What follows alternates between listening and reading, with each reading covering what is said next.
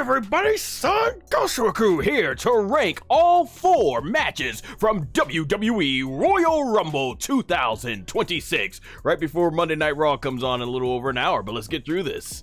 Alright, so we kick things off with number 4, Drew McIntyre versus Sami Zayn for the WWE Championship. Alright, so essentially when it comes to this match, I didn't think it was the best of the matches we've seen from Sami Zayn and Drew McIntyre. I just don't think it was like this really good back and forth classic, back and forth and everything, near falls and all that stuff. Really like just making you wonder, is Sami gonna win? Oh no, he didn't hear. Oh, Drew came back there. Oh no, it felt a little bit honestly more one-sided. It was more like Drew McIntyre, as I was saying in my review, dominating Sami Zayn. And yeah, they did have some hope spots for Sami Zayn nearly coming back, and the audience was getting riled up and hoping, but overall, man, it felt like more of a dominating showcase for Drew McIntyre. And yeah, I just don't think out of all the matches that took place on this I put it in our number 4, like I said, it wasn't a bad match, so I'm not saying it's the worst. It's often reason why. I mean, I think a lot of these matches are either really good to great, so that's often why I use the word least versus worse and everything, because I can't say this is a horrible match. It wasn't, but yeah, it's just one of those things where I was thinking like, okay, if Sami's gonna win this title, then now would be the chance. This is the moment. This is where you can finally have Sami go ahead and get that big victory. Of course, like I said, he's Muslim, and therefore he's huge. You see, he gets a huge reaction in Saudi Arabia, and they would have went wild, but they didn't do it. Just like in 2023 in Montreal, and Sami didn't win there either against Roman Reigns. But I thought that match was a lot more effective in terms of creating this back and forth action where it looked like Sami really had a realistic chance of winning. Here, not so much, and you even had Drew McIntyre in the end go ahead and, as I mentioned, put that exclamation point saying, Sami, you are not good enough, and he beat him 1, 2, 3, proving in the storyline Drew McIntyre's point. Yeah, I think we'll probably see more matches. Eventually he'll get that big win over Drew McIntyre. Eventually, like I'm thinking maybe WrestleMania being in Saudi Arabia, you'll probably get the big win there. If they don't do it there at WrestleMania 43, then I just don't know if WWE ever really have any plans or intentions of making Sami Zayn finally get that world title reign. But as it comes to this card, yeah, out of the 4 matches, I just did not think Drew McIntyre and Sami Zayn stood out enough compared to our next 3 matches. Like I said, I don't even think I'm going to remember this that much, but it was cool to see Drew McIntyre finally get a run as champion. He gets he retains the championship, and I certainly do think it's one of those weird spots with this match where if Drew McIntyre lost, man, it's way too soon for him to be losing that world championship, especially with this being his first world title run in front of an actual audience. But then if Sami Zayn wins, it's like, woohoo, Sami finally gets his moment. But then it's like, man, at the expense of Drew, and that's one of those things. It kind of felt like WWE almost booked themselves into a corner here where, man, if you have Sami win, dang, why cut Drew's title reign so short? But if Drew wins, which he did, then man, are you gonna give Sami his run? And that's the thing. A match like this is better done where Drew has had like a dominant reign or a pretty decent, at least lengthy reign, and then it gets to the point where it's like, okay, Drew's had the title enough, let's go ahead and put it on Sami and everything. So we'll see where it's go. But yeah, unfortunate if you're a Sami Zayn fan, fortunate if you're a Drew McIntyre fan. So if you're a hybrid fan like me, it's like, yeah, either situation works for me, because I mean, I'm certainly not going to complain about Drew McIntyre retaining the WWE Championship when, hey, as a Drew McIntyre fan, this is what I've been wanting for the longest. I've been a Drew McIntyre fan since he came out and was called the Chosen One, and all that stuff back in 2009, I think it was. So yeah, certainly I can't complain at all with that. Hopefully we see Sami get his moment next year, or maybe sometime later this year if they decide to do something different. So we'll see how that goes. And yeah, that spot right there in the graphic that I used where he powered bombed Sami, that was pretty much was the beginning of the end. Sami didn't really have much of a comeback after that moment, and Drew wins, looks dominant, and he gets a world championship run here. Now the real question is Drew gonna continue to hold this until WrestleMania, or is he gonna be dropping it at Elimination Chamber to Cody Rhodes? Because, you know, he of course keeps poking the bear with that one.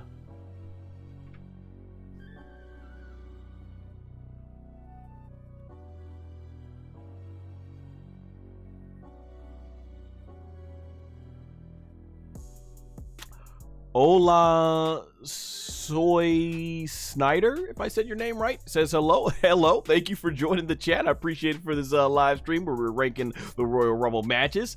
All right, number 3, the Men's Royal Rumble match. Alrighty, so coming in number 3, I was hinting at this last night in my review, and so pretty much as you could tell, yes, you can see which one I thought was better between the 2 Royal Rumble matches. More about that coming up. But in terms of this match, there were definitely some bigger moments that I felt made it stand out from the fourth entry on this list. The Men's Royal Rumbles, I would say it's crazy because even though I'm ranking it at number 3 on this list, I thought no other match on this card got more ooh and ah and like more hyped up moments, because man, when you start off with Oba Femi and then number 2 is Braun Breaker, I'm like, let's go. And of course going in is the black hooded figure that's masked up,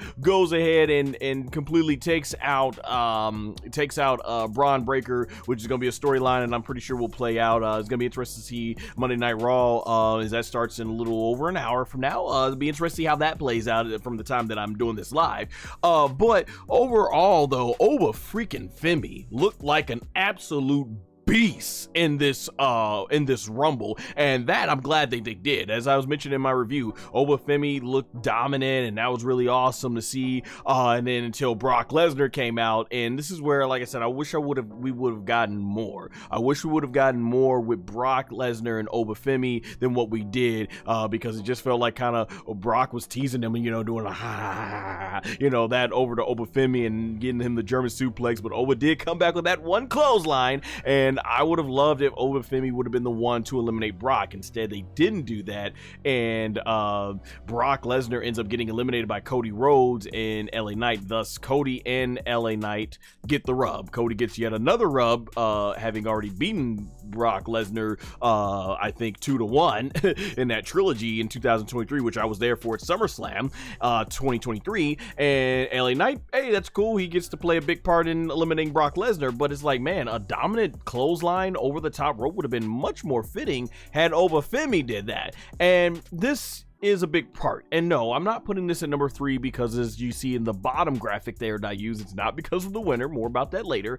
I'm putting it at number 3 because I felt this Men's Royal Rumble had lost some really big potential. It left a lot of big physical interactions on the table, with today's rising stars going up against some of the more dominant stars we've had over the last 15-20 years. As I mentioned in my review, man, we got Brock and Oba getting physical a little bit. We got Jacob and Roman Reigns getting physical a little bit. But outside of that, man, like, we missed out on Jacob going head to head with Brock Lesnar. We missed out on Oba Femi going head to head with Roman Reigns. We missed out on Jacob and Oba Femi going at it. Just some stuff that I thought that, man, they really missed that and left those interactions on the table. And that is something that I felt could have really enhanced this Royal Rumble. And had we got some of those big moments, even with Braun Breaker getting in there with Oba Femi or Jacob Fatu and stuff like that, we got some more of that. If they would have done some more stuff like that, I may have gone ahead and put this higher on the list. But because they didn't go with that, I don't think everything else really stood out that much in this match. Like I said, I don't think this was a bad Royal Rumble match. I thought it was a solid, decent Rumble match. but it definitely left some stuff on the table there.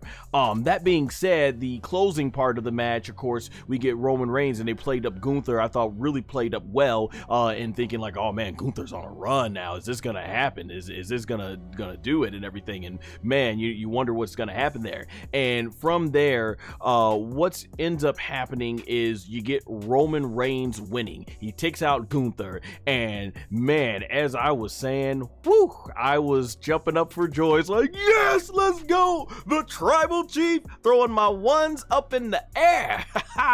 Yeah, I know Roman Reigns has been controversial with this win. You know, some people feeling that he doesn't need it, others feeling that he does need it, and it's like, man, you know what in the world happened here, and stuff like that. Yo, what's up? We got Papa Gino in the chat. Oh man, thank you for coming out support. I really appreciate it, man. Definitely be getting some questions here in the chat soon. But just to finish up what I thought about this match here, overall in terms of Roman Reigns winning, like I said, I stand by it. I've had a couple of days to think about it, and I still stand by it. For me, it's just a great story. A great story of Roman Reigns. When you look at where he was the first 5 years of his main event push, which I felt was so unorganically, it felt unnatural. You're not letting this guy be who he wants to, who we feel like he could be. Like, that should have been the moment where Roman should have, I felt, been given the freedom to really find himself as a performer, because that's what it looked like he was doing in 2014. But they do the Southern Succotash, the Blue Eyes, they're trying to make him like John Cena 2.0. I'm like, oh, okay, man, this just does not feel right. It feels unorganic. And at the time, like I said, I was a Roman Reigns fan since his days in the Shield, and that's where I wanted to see, like, okay, this Roman Reigns has got something. Let's see where it goes. But the way they were doing it for the first 5 years of his main event push, yeah, it wasn't cutting it, and it was so unnatural the way he won that 2015 Rumble in terms of how they were booking, on where all the people were still going on the high of Daniel Bryan's main event push and the fact that he was back, and then you throw The Rock in there to try and get that unorganic, it just felt so unorganic. We're throwing The Rock here to endorse Roman Reigns because maybe the fans who've been booing Roman, they're booing Roman. Oh, The Rock endorses him? Well, let's cheer. Woo! Yeah, we're all Roman Reigns now. Like, yeah, that wasn't gonna work, and even The Rock wasn't gonna make that work. Never forget, The Rock was like, what the heck? Like, man. Oh man. So you got that. Now you come to 2026 here, and it's a totally different ball game. Roman has played this tribal chief character for about a little over 5 years now, almost 5 years now, 5-6 years, whatever it is, and it just feels so much more organic. The fans have gotten behind him ever since, they were getting behind him even as a heel, and then I think 2024 SummerSlam just cemented it, and that's where Roman Reigns, right there, Roman Reigns was looking a lot more dominant and stuff, and truly gained that respect from the WWE audience. He had won them over now, and he did it being a character where he could be more of himself, and it just feels more authentic. And you didn't even need The Rock this time. You didn't need The Rock. You just needed Roman Reigns by himself. So like I said, I think it was a great Royal Rumble redemption story to see Roman Reigns throwing his one in the air, this time getting his second Rumble win, but this time you got the fans going wild in the background. Like, yeah, it was a great redemption story. And I've mentioned before, as I did in my review, I think the reason why I wasn't too big of a fan of like people winning the Royal Rumble a second time was not so much the fact that it's a bad thing to do, more so that I just feel like it depends on the timing. When Shawn Michaels and Stone Cold won their Rumble matches, their second Rumble matches, they were being definitely submitted as main event guys, because their previous year Royal Rumble matches, they were off, and stuff like they were on their way up, but when you get to that second year, it's like, okay, yeah, these are gonna be the two guys to carry the New Generation era and the Attitude Era respectively. And then when it came to some of our repeat winners in the 2010s, it's like, yeah, they already had a really established nice Royal Rumble victory, and by that point you've got 2 world championships, you've got a lot more talent on the roster now, compared to what you had. And not that the talent was bad at all during the New Generation or Attitude Era, but I'm just saying you've got more quantity of people now and everything to choose from and stuff like that. And that's the case here, and I can understand why people are against Roman Reigns winning this one because he is far established and everything, and he's kind of like part-time and everything. But I think if anyone in the Royal Rumble's history has certainly earned a second win to cleanse out their first Rumble win, it was definitely Roman Reigns. So I'm happy for it, and I'm looking forward to most likely him and CM Punk at WrestleMania for the world title. But make no mistake about it, just because I am glad and okay with Roman Reigns winning, let it be known that WWE still very much needs to make sure they're using this year of 2026 to build up their next big stars, which they've got no shortage of between Jacob Fatu, Dominic Mysterio, Oba Femi, between Braun Breaker, a lot to choose from. So in 2027, this should not be an issue. They have more than enough superstars to build up. But yeah, outside of some of the big stuff with like Oba Femi and everything dominating and the ending with Roman and Gunther, I don't feel like this Royal Rumble match really stood out, and thus I had to make it to my number 3 spot. All right, let's look at what we got on the chat here. Going on in the chat, we've got okay, so Sonarder, if I say my name is yeah, okay, so I got it right. All right, cool. Yeah, thanks for joining the chat. Papa Gino, of course, showing up. I'll be seeing you all on No DQ tomorrow. I'll be live on the No DQ review, so always good. Yeah, and check out Papa Gino and everything, man. Really good guy and everything, knows his wrestling stuff, so yeah, definitely check him out as well. As he says, super sup Sun G, loves showing you support, appreciate it. Everyone like this video and don't forget to subscribe. I appreciate that. Who attacked Braun? So Papa Gino, I think that the idea behind it is probably their way of keeping things open if Seth Rollins can come in. So like, let's say if Seth Rollins is close to recovery and they think he can be recovered in time for WrestleMania, I think they're going to reveal the mass attacker at night. So I think I think that was just one big plot device to set up a potential Seth Rollins versus Braun Breaker match if they can at WrestleMania this year. He also says Oba is a star, so is Lash. I love me some monster-sized wrestlers. Yeah, man, I agree with you, definitely. I'll be getting the Lash very shortly here. But yeah, Oba looked like a star, absolutely. Like I said, WWE has no shortage of main attackers, I feel. Let's see. Oh, Tin Sensati. Hey, thank you for joining the chat. Puts LA Knight with a sad face. I feel you on that. I would have absolutely loved it LA Knight won. But as I was saying in my review, and I was telling a lot of my friends in our group chats while we were watching the Rumble, there was nothing in WWE's booking over the last 3 years with LA Knight that suggested to me anything other than him not winning this Rumble. The good thing is with LA Knight is at least, you know, they put him in big featured matches, you know, they give him in big feature matches. They had him eliminate pretty much most of the division and stuff like that. So he did look good in this Rumble. He didn't look bad at all, so that's a good thing. But it's one of those things where, okay, it feels like with LA Knight's booking, WWE doesn't want to put him down here, but they don't want to necessarily put them all the way up there either. They kind of want to keep them in that middle to the cusp of main event star. So we'll see, but I would like to see LA Knight get his big moment and get a run with the world title. Absolutely. Bub Slayer. Oh, Bub Slayery 3824. I'll probably butcher that.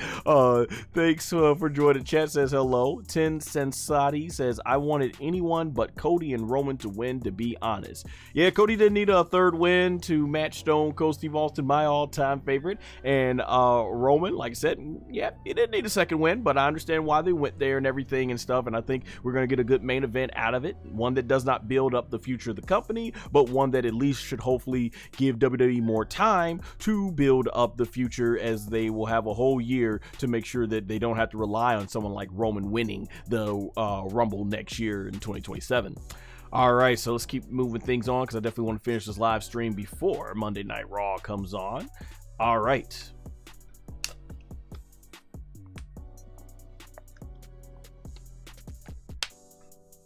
Number 2, the Women's Royal Rumble match. All right, so number 2, obviously, yeah, I think hands down for me, the better of the two Royal Rumble matches. The women went out there from top to bottom and did their thing. Man, wow. Yeah, so even though I got more bigger pops out of the men's Royal Rumble match because of the sheer star power, the women's division in terms of how WWE has been placing the superstars for the women is quite different. Like, they haven't done much to build up their middle card, which is why we haven't seen, what's her name, Jade Cargill. We haven't seen much of Jade Cargill with the world title, and everything, defending it and stuff like that. And then they've taken a lot of their more established main event female talent and thrown them into the women's tag team division. You know, Triple H and his creative team, they've done them and had put them in the women's tag team division. So that doesn't leave a lot to work with in terms of superstars that have been built up for the main event scene. So that's probably one of the reasons why I was more hyped going into the men's Royal Rumble. But as often they do, and as they proved at Evolution 2025, even if WWE doesn't put as much into their full creative booking effort as they could with the women go out there and do their thing. And from top to bottom, the action in this women's Royal Rumble was good. It was a solid women's Royal Rumble match, and we got a lot of good creative stuff. As Gino was mentioning in the chat, Lash Legend looked like an absolute beast, and I dare say that she looked like an absolute beast. She did get eliminated by Rhea, who's obviously established, but I felt that Lash did enough in this tournament, in this Royal Rumble match, that when Rhea eliminated her, it's like, okay, she had a good showing because she dominated. I think, did she eliminate Charlotte and Becky? I don't remember. I have my notes with me, but she eliminated some big featured players like Io. Like the way when she was hanging on and she just stomped right on Io's face and Io fell right on the back of her head, it looked like, and stuff. Like, oh man, that was brutal. Shout out to Tin Sensati in the chat, who said, dude, Soul is amazing. I love the women's Rumble and they all look spectacular in their outfits. Yes, the outfits were creative on point. A lot of people had this idea that the women were going to come all out in like these skin tight black suits and everybody was just going to look unrecognizable, but no, everybody went out all out on their gear and stuff, and it looked fantastic, I thought, for sure. One Real Babyface as well says Stone Cold is one of his favorites too. Awesome. Yeah, Stone Cold Steve Austin. The reason why I'm doing stuff like this, I'm still a wrestling fan for life because of him. But yeah, getting back to the women's Royal Rumble, this match I thought definitely stood out from the men's Royal Rumble, and the pop Brie Bella got, awesome moment, and then seeing her and Nikki reunite the Bella Twins was a great feel-good moment, I felt, for the Bella Twins. Love to see them go on and win those women's tag team titles. I thought Io looked great, Rio looked great. I love the story that they were telling with Charlotte and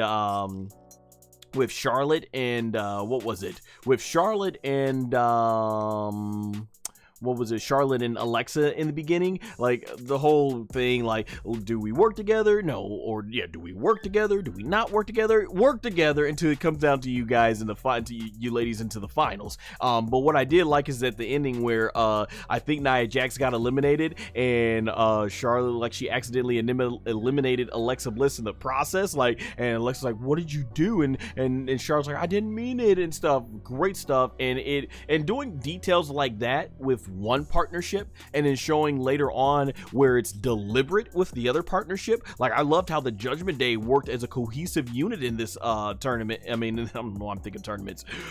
King and Queen of the Ring tournament ain't there quite yet. We still early in the year, but the way they work together as a cohesive unit, and then you had right when Rhea Ripley got eliminated with that Tahana bomb onto the edge of the apron, and Liv Morgan ends up eliminating not Rhea Ripley, Raquel Rodriguez. Too many R's to remember here. I was like, man, that was like, wow, okay. That was deliberate. So I love the contrast difference there and stuff. Like, they're trying to make it wonder, like, okay, is Charlotte against Alexa or is she for Alexa? But then you see Liv Morgan, oh, she backstabbed her partner and everything. Yo, my boy, the manager was 01. What up, bro? Up in the chat. Thanks for joining. Yeah, this this was good stuff. And yeah, so Ruka looked great in there. A lot of great moments. Natty, I was so glad to see Natty get a big push in here. Like they had her make short work of Becky Lynch in this Rumble. I was like, oh man, that's good. And everyone that Natty came up against in the Rumble, she was not treated as some pushover. So I really dug that. That was really good. Would have loved to see Maxine get more of a big strong showing with how much they've pushed her over the late last year, early this year. But yeah, and Liv always looked great, and that's one thing I loved about the consistency is Liv Morgan has been very much consistent in the Royal Rumble over the years. So you told this great story where she keeps coming close, and then this year she finally get it when she got Tiffany Stratton out with the Oblivion and finally win. And I think Liv Morgan was an excellent choice. She has absolutely earned this to finally win the Royal Rumble with how strong she's been booked. So no complaints there. Would have absolutely loved to seen Bianca Belair in this Rumble, but realistically she just got surgery on her finger going back to I think late November, early December, and I just knew that, man, there's no way it's going to be healed enough in time for by January and everything. We might not even see her at WrestleMania.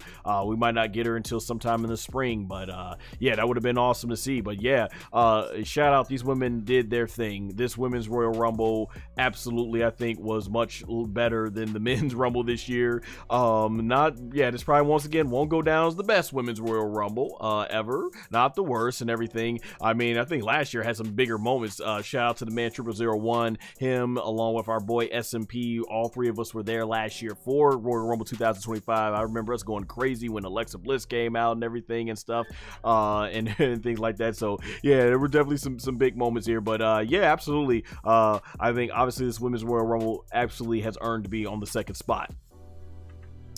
Gonna probably add this in here when I make the video and separate them for daily videos to release. But I want to say, when it comes to this third men's Royal Rumble, there's one thing that I forgot, and that was Jey freaking Uso. I like Jey Uso, but man, we have got to stop this whole running it back in the middle of a match, especially one as important as the Rumble. There's no reason for Jey Uso to lay out everybody and turn his back when anybody could have come up from behind him and pushed him off. And when you think of it from a psychology standpoint within the confines of the storytelling that WWE was trying to tell, Jey Uso up here, you know, doing the yeeting and everything and running back and walking over, like, come on, man, what the heck, and stuff like that. And then you get to where Roman Reigns comes out and finally, you know, smacks the taste out of his mouth and everything, like, you know, because Roman's like, let's run it back, and Jey Uso's like, yep, we're gonna run it back, and boom, smacked him. I'm like, man. And eventually Jey Uso gets eliminated, and I'm like, man, they gotta stop stuff like that, because the people that don't like Jey Uso, they complain a lot about him on the internet,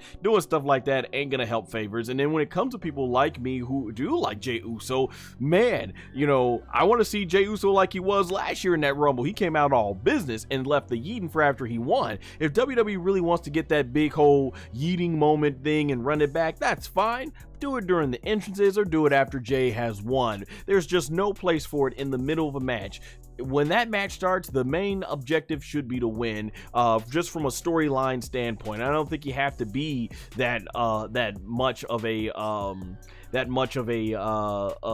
fan to understand how the inner workings are in WWE. I think you watch any sort of form of fictional storytelling, whether it's live action or animated, when you watch that, if there's a fight and there's something high at stakes, there is no time for goofing around, especially when you're the baby face. It's one thing for the heel to get cocky, but for the baby face, come on, we should be seeing more. So yeah, I was not a fan of that whole Jey Uso running it back in the middle of the Rumble, man. Just like I wasn't a fan of him running it back in the middle of War Games. So yeah, I'll go ahead and slice this in here on the daily video there. That being said, let's get to the chat before we get to our number one. All right, let's see what we got going on. Tin Sensati says, who knew the best women's Rumble would have been in Riyadh? Oh, that's some high praise there. So you think it was the best women's Royal Rumble. And that's why I like doing this content, because we all are different. We all are going to have our different opinions and everything. And I like hearing other wrestling fans and have their different opinions and stuff. Yeah, I don't think it was a bad women's Royal Rumble match. So if it was your favorite, more power to you for sure. And stuff like that. Yeah, the women, they go all out. You know, like I said, the WWE, I don't think always gets the best behind promoting things the way they should be sometimes. But the women, they go out there and do their thing for sure when it comes to WWE. And things like that. Let's see, he says, or at least one of the best. Oh, okay, I missed that right there. You said one of the best and everything. Hey, if you thought it was the best or one of the best, more power to you. I'm glad you got that enjoyment out of the Royal Rumble and everything, and then stuff like that. The man 0001 says Oba or Knight should have won. Yeah, I wouldn't have minded that at all. My thing about Oba Femi, I was like, are they gonna push him that quickly out of the gate? I was like, I'm not so sure about that. I wouldn't have minded if they wanted to strap a rocket ship to him, but hey, he might still get a very quick push this year like they did with Stephanie Vacar. So yeah, we might get ahead and see it. LA Knight, yeah, man, like I just, man, I don't know if you were in the stream when I was mentioning it, but yeah, totally would have been up for LA Knight to win and stuff like that. But man, WWE, I just don't think they don't see pushing him in the main event as a priority, unfortunately. Man 0001 also says, I guess Brock Lesnar got yeeted. He did get, wasn't it like during Roman's entry? And that's another thing, man. They kind of did some nonchalant eliminations, like having Oba Femi get eliminated by Brock, and the commentators weren't mentioning much they weren't mentioning it much on commentary. And then like Jey Uso's like halfway down the arena, Brock Lesnar got eliminated out of nowhere by Cody Rhodes and LA Knight. I'm like, oh, okay, we're gonna just be switching up here between an entrance and a big star like Brock Lesnar getting eliminated. That should be a big freaking deal. So yeah, that was some interesting choices they made during this Rumble. Tin Sasadi says, I especially liked this women's Rumble considering the controversy surrounding WWE and Saudi Arabia and how much the fans think women's wrestling isn't appreciated. It says wrestling fans' assumptions on Saudi fans. Yeah, with that, yeah, there were definitely a lot of controversies. I guess the women, they have to pay for their own gear if they want to wrestle in Saudi Arabia, but that's pretty common practice. I think most wrestlers have to pay for their own gear, but they certainly got creative and everything. I'll say this about the controversy and everything. I'm glad that it's better than what it was in 2018. In 2018, they weren't even allowing women to wrestle on the show. Then they went and had women actually being on the show, to now we got like 30 women coming out and everything. And of course, they can only show their face and hands, to respect the laws out there in Saudi Arabia. It's their country's rules and stuff like that. But I think the more important thing, and what I always try to look at with these Saudi Arabia shows, is how much joy the Saudi Arabian Riyadh audience had when looking at the show, how much it means to those women, those little girls growing up, and even little boys growing up in Saudi Arabia, to see women being on the posters and being treated and being promoted as big time superstars, and being shown that yeah, you can get there and do that and everything. So I do like the advancement that WWE has been able to make as far as doing that in the country and everything, and it always brings a smile to my face to see the fans having smiles on their face and enjoying the WWE programming and seeing the women being featured as main attractions there. So I will say, I think that's the best thing to really look at with WWE doing the whole Saudi Arabia deal and stuff like that. Man 0001 says Brock Lesnar got eliminated during Jay's entrance. Yeah, I was just mentioning, like, what was up with that? Like, literally see Jey Uso coming out and like, oh, Brock Lesnar's thrown out, and there's Jay. I'm like, what? Whoa! Like what would the Uso say? Whoa! Like, that's a big freaking deal if Brock Lesnar gets eliminated. Like, what are we doing here and stuff like that? Oh man, it's like when they had Brock Lesnar eliminate Ilya Dragunov with all those multiple chops to the chest, and Brock just like, "Argh!" And then he just chucks him right out, and I'm like, oh, I would love to see Ilya Dragunov get more than that and stuff and everything, because he's like, say, that guy's an amazing seller and wrestler and everything. Like, even if, you know, I would have loved to see where Brock maybe sells it and goes like, oh, I'm like, and then he throws him out, man. Yeah. The man 0001 says, oh, no, that was Tin Sasadi says, 100%, those little girls and boys are gonna be innovators for a better tomorrow and better relationships worldwide. Smiley face. Yeah, certainly. I definitely think the future for those, for those boys and girls that grow up, man, definitely. And the CWA play a small probably, but you know, there's obviously every country has its own issues and stuff like that, but CWA play a small role in that, and it just brings you to the much more important thing about what pro wrestling does. For these women to get there and be able to do that in a country that would have not approved that even less than a decade ago, just basically shows a good thing that what the WWE superstars have contributed. And that's one of the reasons why I still watch WWE to all this time and stuff, because I know these men and women, they put a lot of hard work into their craft, and they work hard for our entertainment and everything. And when they can make a difference in this world, even if it's a small positive one, always good stuff. Tin Sasari says Jay took long getting to the ring. He sure did. He saw Brock got eliminated, and the way they were shooting it, almost like Brock Lesnar was going to come out there, man. And yeah, the Metro says 01 says the point was yeet, right? Okay. Tin Sasari says then, now, forever, for real. Yeah, for sure. All right, keeping track of the time here. Monday Night Raw coming on less than 30 minutes. We get to our number one spot. Thank you all for being engaging in the chat. Really appreciate that. All right, our number one match, the Ring General. Oh, let me see. Better put the voice on it. Number one, the Ring General, Gunther versus the phenomenal AJ Styles. How fitting is it that on his final night as a WWE performer, the phenomenal AJ Styles does what he has done his entire career, and that's be phenomenal and have a phenomenal match that phenomenally makes it to the number one spot on this list. I think, honestly, this is the standout match. This was the number one match of Royal Rumble 2026. AJ Styles and Gunther, they had a pretty good match on Monday Night Raw, and this easily topped it because they really upped the stakes with this one. Going into this match, I didn't think AJ Styles was probably going to retire. I'm thinking, okay, they're using this as a good ploy to get people, and a good plot device to get people emotionally invested, because everybody knows AJ Styles said this is his last year wrestling in pro wrestling. So we're thinking, okay, how they're gonna get out of this one? Do they want to have Gunther get beat with all this momentum he got from retiring Goldberg and John Cena? Is it how AJ Styles gonna get through it? So I was like, man, okay, how are we gonna do this? I'm going into this match thinking, okay, AJ Styles, when the referee ain't looking, he's probably gonna give Gunther a taste of his own medicine, give him a low blow, roll him up 1, 2, 3, and it'll probably lead to a trilogy. And that's how they protect Gunther, and AJ Styles continues to go in WWE, because I'm like, there's a lot of big money matches still left to have with AJ Styles, like they did CM Punk versus AJ Styles on the Monday Night Raw before, but now it's clear that they only did it so they can just say that they have done it in WWE.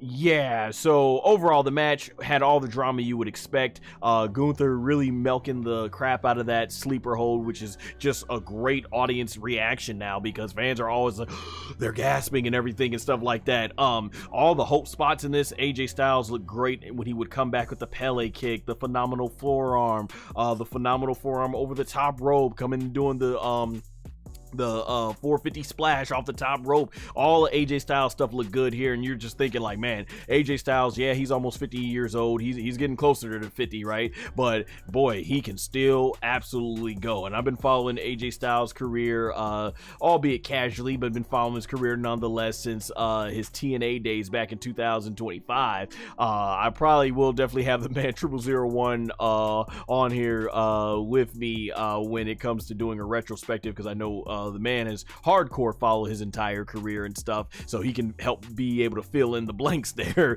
and stuff. And not doing a retrospective right now because we need to see if this is it for him in WWE or if this is it for him in just pro wrestling in general. But in terms of him going against the ring general here, like Tin Sansadi says, Gunther is so gosh darn good. Absolutely he is. AJ Styles is good. You get these guys in the ring, you knew magic was going to happen, and they did.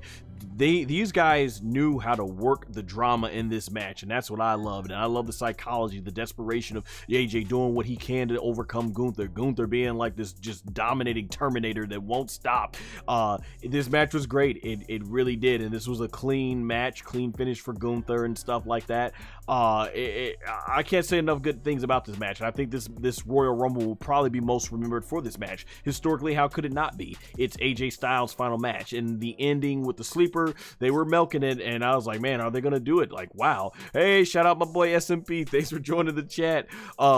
Man, good stuff. Like he says here, AJ came a long way. Shoot, I remember when he did the turkey gimmick on TNA, LOL. Oh my god. Yeah, them were kind of the dark times when we were wondering what the heck are they doing with AJ Styles and TNA. I remember that. So yeah, SMP and I, we've been around for this AJ Styles career. Like I said, I remember SMP was right next to me when we were watching with our friends in 2016 when he debuted at the Royal Rumble, and I remember SMP jumping up like we all were. We all were jumping up, going for joy. And going here, looking at what we had at the end of this match, the one thing that I did complain about this this match and stuff like this is WWE, and it's reliant on its inconsistency of the arm drop. So and the man 0001, he was on there. Check out we did a whole review of Saturday night's main event and the retrospective of John Cena's career, and I mentioned that WWE needs to pick a lane with this because it ruins the reaction that you would get from the audience. Going back to that match with Gunther and John Cena, when John Cena's arm is raised and it drops the first time, you hear an audible gasp from the entire audience. They're like, and I was like, oh snap, he did it. I'm like, it's over.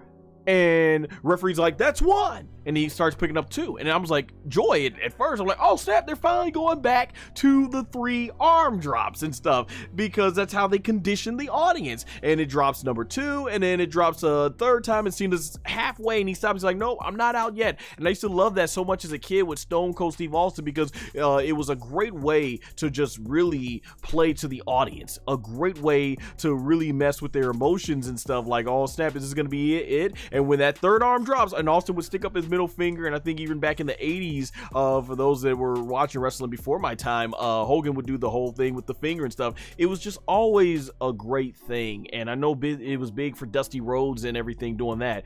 I really wish they just stick with the 3 arm drops for the drama of what happens when that third arm is about to drop. Like Tin Sasari says in the chat, 3 arm drops are so much better. I agree.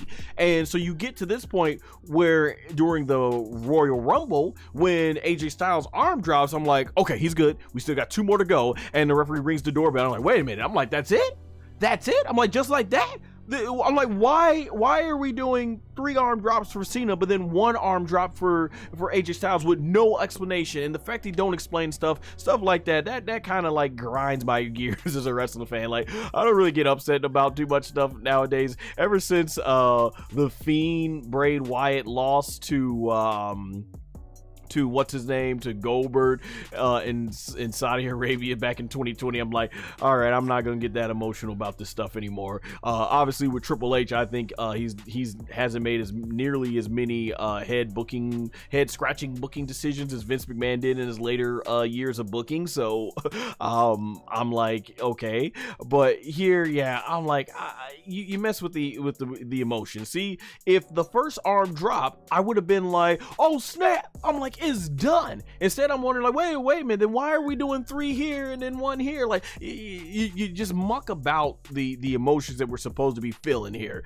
So yeah, but nonetheless, AJ Styles ends up losing, and Gunther walks away, and he has the victory. Now he can brag about taking out Goldberg and Cena and AJ Styles. Really, you could say Goldberg and Cena already made up their mind. It was going to be their last match, whether they won or lost. AJ Styles was still trying within the confines of the story to continue, but he didn't. So you can really make an argument that he retired AJ Styles, at least from WWE. The emotional send-off for AJ Styles. So here's the thing about this. The audience reaction was great. The audience giving AJ Styles the respect. AJ Styles looking at it in the crowd, looking emotional. Him taking his gloves off and then putting his gloves on, and doing his last signature pose and stuff, and then walking out was good emotional stuff, but it just didn't hit right. Like, man, AJ Styles, for the caliber of what he's done, like the man 0001 says in the chat, I still remember AJ Styles in WCW. I was hoping he joined WWF, but everything happens for a reason, and I'm happy for what we got. And he also says arm drops are referees' discretion and stuff. Oh, so is there more to that than arm discretion? Is that why they've changed it from the 3 to 1? Is that what's going on there? Well, thank you for that explanation, man 0001, because I never knew that and everything. So it's good to have some clarification on there, and I know you know your stuff. That's why I'll have you on there. You're the longtime wrestling fan that's the historian here. But that being said, even with your explanation there, I still think the drama you get from 3 arm drops is so much better than you get for 1. That being said, though, but see, I appreciate the Mentor 01 going out of his way to try and explain this stuff, because I feel that WWE hasn't done it for sure. But going back to what he said, AJ Styles, he's been following his career since WCW, and yeah, I think that's like some of his early start right there, WCW. So yeah, he was right there at the end of the of the Monday Night Wars and stuff. So AJ Styles been around for a minute, but with someone of AJ Styles caliber who's done it all, WCW, ROH, WWE, TNA, New Japan Pro Wrestling, man, he's been and done it all as a professional wrestler, not just a WWE superstar. You would love to see him go out with more, was it pomp and circumstances or whatever, if I said that right. You want to see a more grandiose way for him going out, and this felt more like how Edge went out in WWE, where they weren't sure. It could be it, and it could be the end of him, it could not be the end of him, and he ended up leaving. And Edge has such a lustrous WWE career. And as I've mentioned in my review, I've heard that AJ Styles might be calling it quits in WWE, but not calling it quits in professional wrestling yet. So we could very well see him decide to end his career in TNA, or he might go and do some last big matches he can have in AEW. So we'll have to see where AJ Styles ends up after WWE. But hey, I think a great WWE career. He didn't spend as much time in the main event scene as I would have loved to have seen him with the world title. Would have loved to see him get some more world title wins and stuff like that than what he had early in his career. But he put on a lot of phenomenal matches in WWE, and I know his WrestleMania matches were kind of up and down there. Like I said, me and Man Trooper 01 probably saw his best one right there. Best one there, and like we saw his best one, I think, at WrestleMania 33. WrestleMania 33 when he wrestled Shane McMahon and stuff. That was a phenomenal match.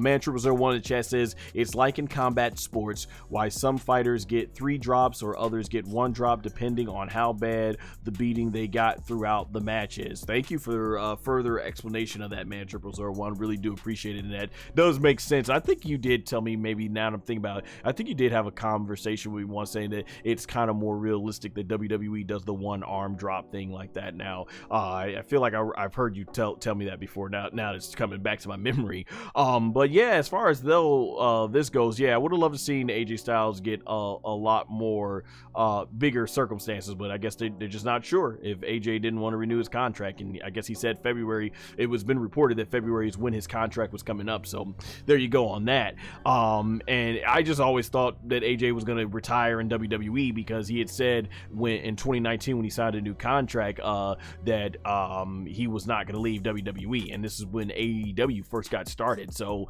he turned down a lot of money, obviously, I'm pretty sure, from Tony Khan to stick with WWE, but things change and stuff. We'll see where the phenomenal AJ Styles ended up. It very much could be like Edge and Bryan Danielson. You know, them guys had great WWE careers, but they knew they were at the end of their career and they wanted to do something fresh and went to AEW. So we could be looking at that very thing with AJ Styles. But phenomenal WWE career, and if it is it for his overall WWE career, a phenomenal professional wrestling career.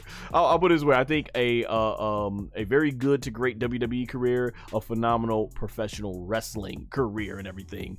But yeah, I think AJ Styles more often than not absolutely nailed it with the matches, and you put all that together, I think it has certainly earned its spot as the #1 match of WWE Royal Rumble 2026, Gunther versus AJ Styles. So yeah, that was my overall thoughts in terms of the rankings and everything, and I have my review up if you all want to see a more in-depth response and everything as far as what I thought about the overall show. Let's get to the chat here before we wrap things up.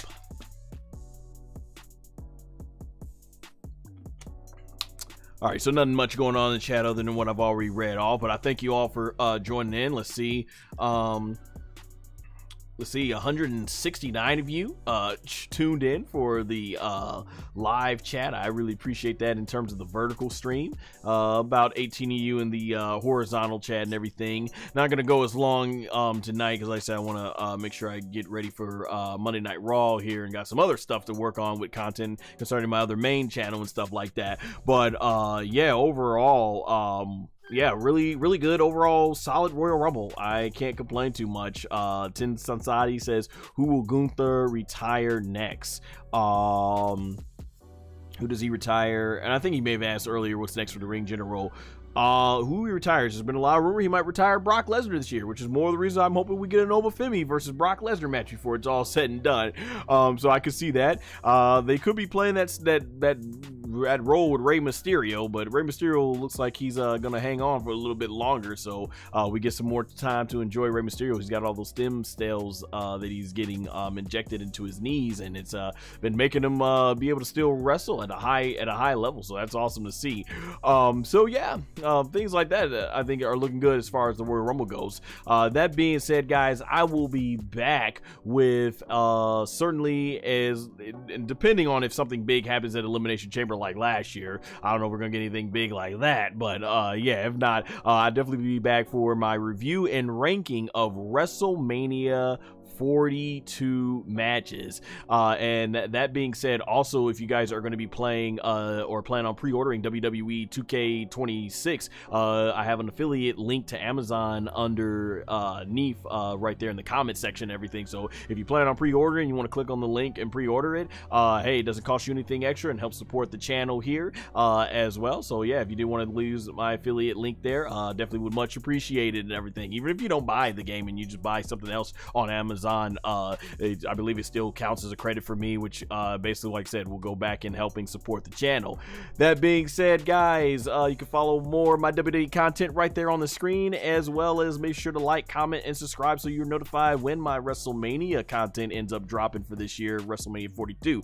And all affiliate links and social media links are in the description and pinned comment below. Until next time, guys, take care.